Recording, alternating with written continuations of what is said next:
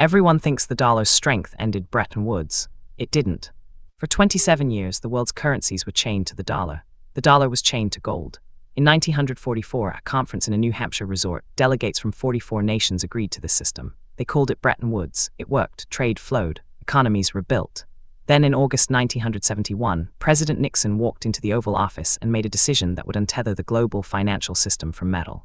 The standard explanation is simple. America printed too much money, inflation rose, the dollar weakened. Foreign governments started cashing in dollars for gold. Fort Knox was draining.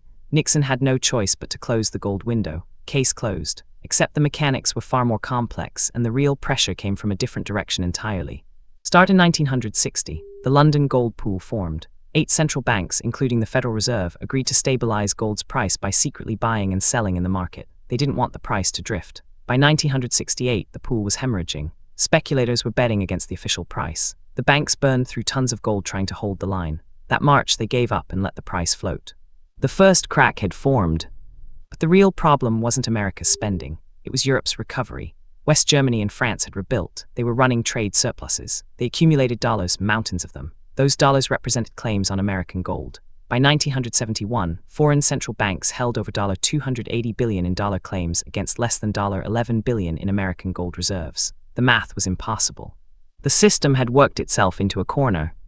Nixon's announcement shocked the world. The dollar would no longer convert to gold. It was temporary, he claimed. It wasn't. Within months, the Bretton Woods system was dead. Currencies that had been pegged to the dollar for nearly 3 decades began to float. They found their own levels based on supply and demand. No more government guarantee, no more fixed anchor. The world moved to floating exchange rates.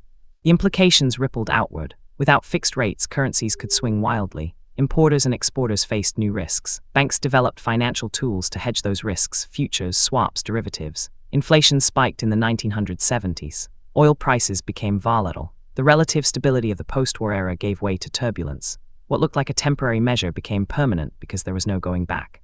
Today, floating rates are the norm. The dollar still dominates. It's still the world's reserve currency, but it floats. Its value shifts daily based on what people will pay for it. That system emerged not from economic theory but from arithmetic. Success had made Bretton Woods unsustainable. The world outgrew it. That's what the collapse really was, not a failure, but an adjustment to a changed world.